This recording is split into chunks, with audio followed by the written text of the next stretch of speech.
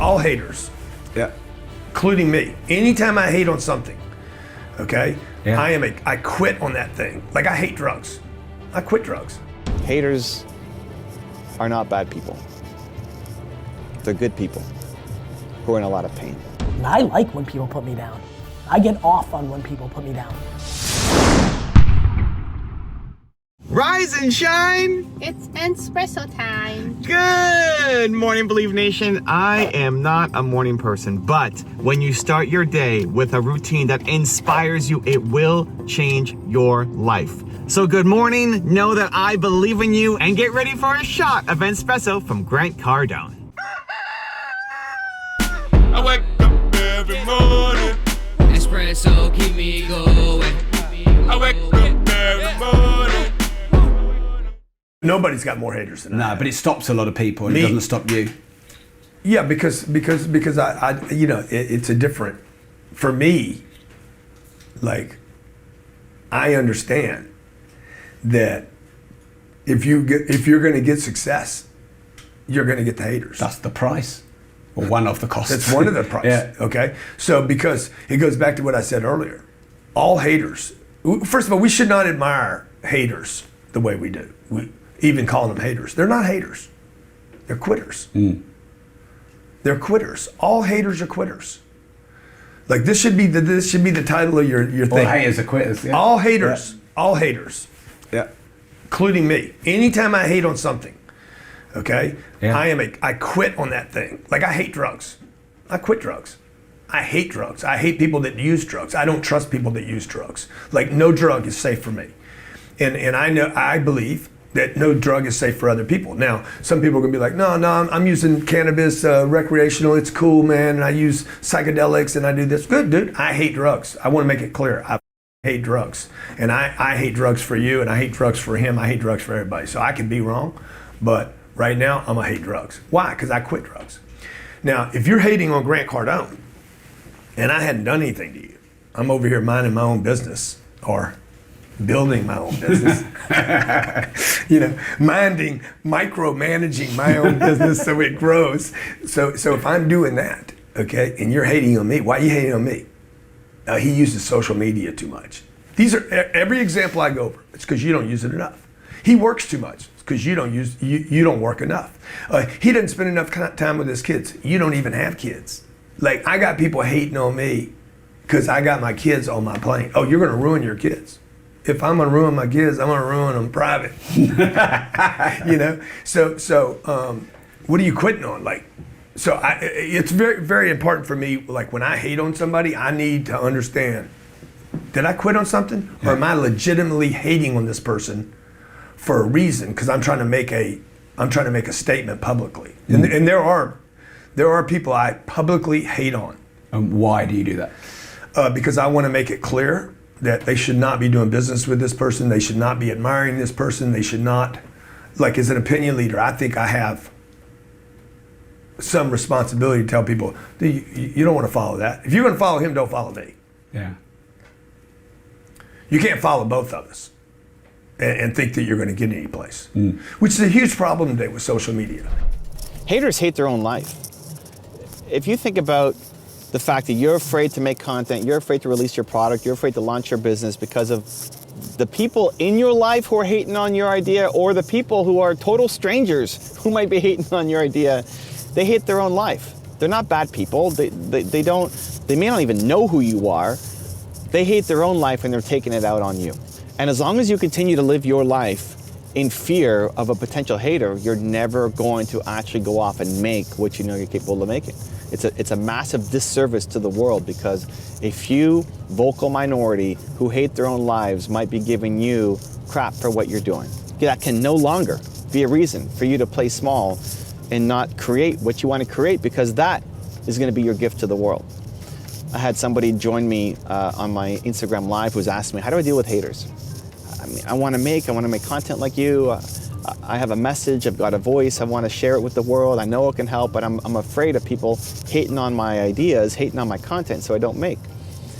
I told them, my version of it might be different than most people. I think a lot of people default to saying, well, those people are losers. Those people are low lifes. Those people are just nasty people. I don't think they're nasty people. I actually don't. I've been through my who, why, how process with so many people. And when I look at the who, it's somebody's most important core value, it's always something positive. It's always been something aspirational. When you go through the who exercise and look at what is your single most important core value, it's always something like freedom or believe or belong or care or love, or it's always something positive. Always, always. Every person I've met and I've done the exercise with, it's always something positive. I've never had somebody's who be something like hate, like loser, right? Never. It's never happened. And so it just reinforces my belief that people are good. Humans are good. We want to be good. We want to serve. We want to help. We're literally built to serve. But when we're in pain and when we're in struggle and when we're suffering, we don't act like we want to. And just think about your own experience. When you've been in pain, when you've been suffering, when you had something difficult happen in your life, did you always show up as the best version of you? Were you always positive and empathetic and supportive of the people around you? Probably not, right? Like, heck no. Me, you, everyone. We don't always show up as our best selves. You have been a hater at some point in your life. I've been a hater on some people at points in my life. And it's only a result of pain. Doesn't mean you're a bad person. You're just struggling. You're in pain. And so my number one solution for when I'm dealing with haters is I understand that they're in a lot of pain. I just tell myself this person is in a lot of pain. Not only do they hate their life, that's the more aggressive, negative version of it, but this person's in pain. This person is suffering. If you're coming to me and you don't even know me and I've done nothing to you and you're coming to me and hating on what I'm doing, it has nothing to do with me. It's everything to do with how you're feeling right now. You're in a lot of pain and you're just projecting. And if they're coming to your content and leaving negative comments and that's the highlight of their day, imagine how much pain they're in right now. Imagine how the rest of their life is going. You think they're living a happy life? If the highlight is them coming and leaving a nasty comment on your video or on your Instagram post, that's the highlight of their day, and now they're gonna go and live a happy life. They're gonna show up great at their work and in their marriage and at home, and when they look at themselves in the mirror, they're saying lots of loving things. Heck no. Right? They're showing up negative and nasty everywhere, not again because they're a negative or nasty person, they're just in a lot of pain. And so when you get a negative comment, it often stings, right? It still stings. For me, it still stings. The instinct is to run to pain. The instinct is to feel defensive, to feel hurt. But as soon as you can shift to empathy for them, just try to put yourself in their shoes for 8 seconds. Why would this person say this? And recognizing that they don't have a lot of love in their life and that you're probably way better off than they are in their life right now. That for me removes the sting from the comment. It makes me feel bad for them instead of me feeling bad for myself. And now I don't get a ton of negative comments. I mean, it's hard. I'm not making provocative videos, right? I'm trying to spread belief. Every video I have is a positive message. So if somebody's gonna come to my video and leave a negative comment on a believe-inspired video, like how bad a place does that person have to be in? And so the faster you can shift to that, and it's a bit of a mental exercise at the beginning until it becomes second nature, but the faster you can shift to that will, one, save your own emotional state, but two, allow you to keep going, to keep creating and not let that one comment be the roadblock. Because what happens, if you get 100 positive comments and one negative comment, you focus on the one negative, right? You do, I do, it's human nature. We feel bad about the one negative comment instead of looking at all the praise that we are getting, all the good that you are doing, right? Not just about praise for you as a human, but the good that you're creating in the world, how much you're helping people. We tend to lose sight of that when you see one nasty negative comment.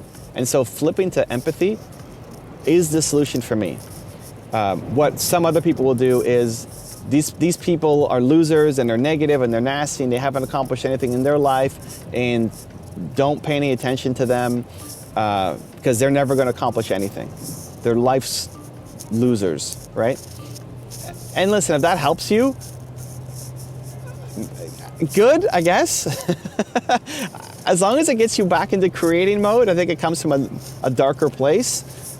of comparing yourself to them.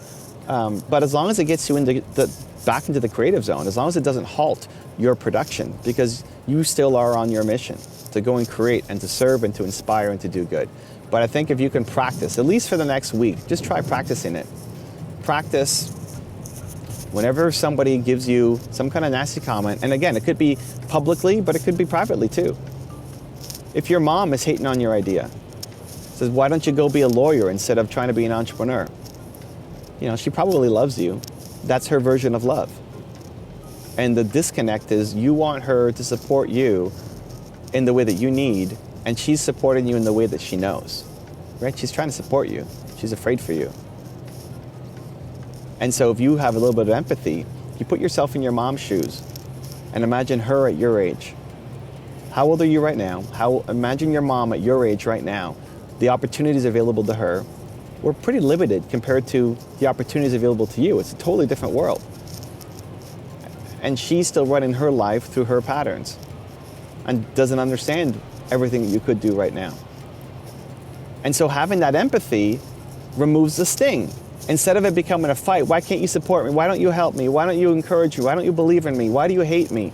She doesn't hate you. She's not a hater. Your mom's not a hater, probably, right?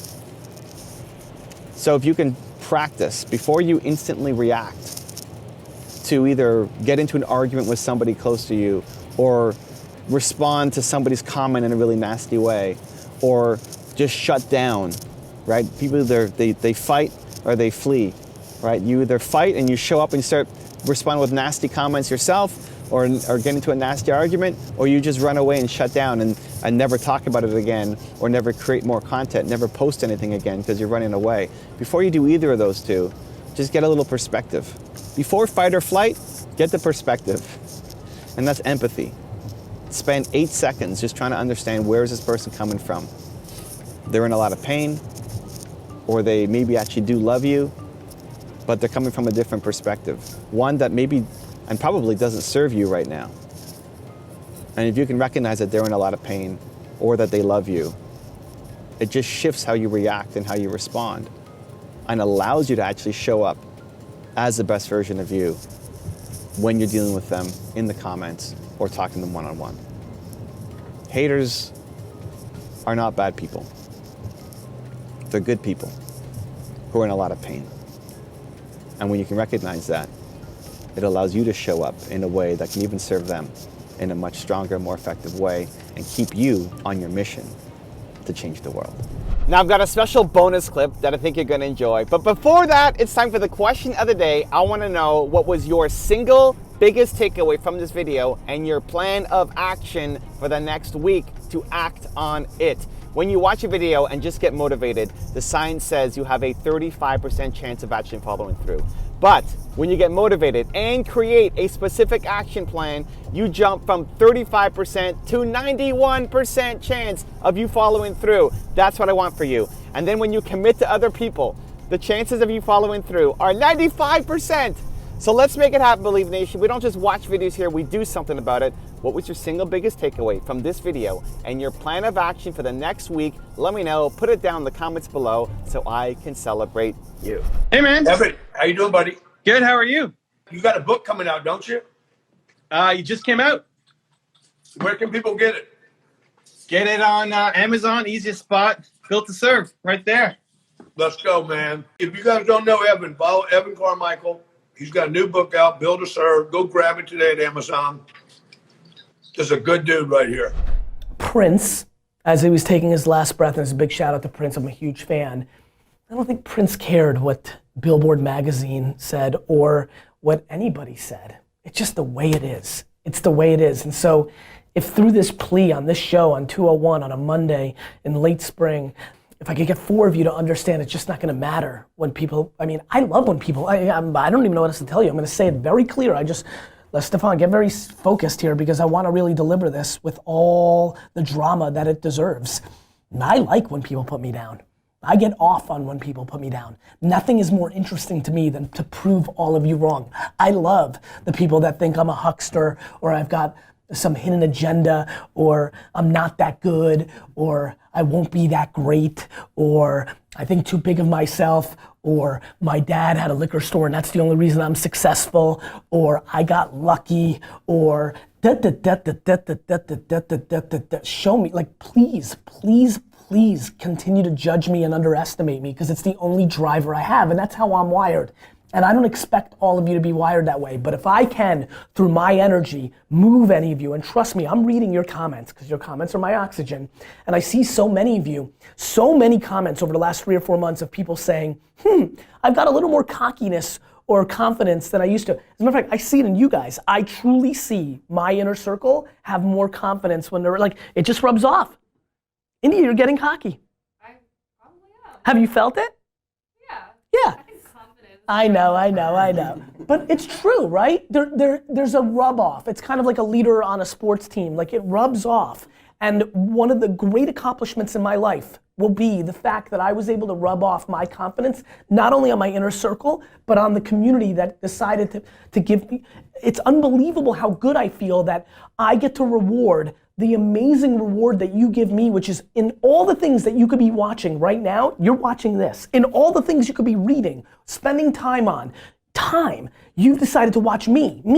Do you know how incredibly empowering that is? And it's at scale, it's not 3 people. Do you know how empowering that is? And for me, knowing that not only do I give you tactical advice, or in a funny way that I answer question number 3, a girl in Indonesia might say, well, if Gary Vee is bad at math and has been successful, I can too. Or in this ending rant, you can care a little bit less what your coworker or your older brother or that naysayer says, or what I know so many of you deal with, which is the trolling and the hate and the disagreeing, even when it's done well. And I love when people disagree with me in the comment section. I take it for what it is. Even when that happens, do you know how pissed I was at Daily V30? How many people like emphatically were drilling me for a bad episode? Fine, but like after all, like, and that's fine, and I agree, and we didn't do a good job setting that up, and I don't think I set up D-Rock for success. It's a genre that he's not as passionate about. I could have done a better job. I understand that, but it blows me away of how much venom people can put of like after you provide, you're only as good as your last at bat. 200 great episodes of a business show, 30 great episodes of a docu show, 5,000 interviews of business stuff, unbelievable engagement, answering your questions, answering your snaps, boom, one baseball fantasy thing, and pure and utter disagreement, disparagement, hate, negativity. That's hard. I'm the most confident, and it felt bad, and I didn't like it. So what do I expect from others? I get it, but it is what it is. And at the end of the day, it's not gonna matter. And you have to love yourself first and feel good and complete with yourself first. So as a 15-year-old, I would do what I did as a 15-year-old, which is start building those skills and not listen to your parents and not listen to your teachers and not listen to your friends. Respect it. But don't let anybody impose their way on you. It's you. You're with yourself. And you've got to make yourself happy first. If you want another awesome video with Grant Cardone, check it out right there next to me. I think you'll enjoy it. Continue to believe, and I'll see you there. That's the 10X rule, though. The 10X rule says, look, you don't stop when you get there.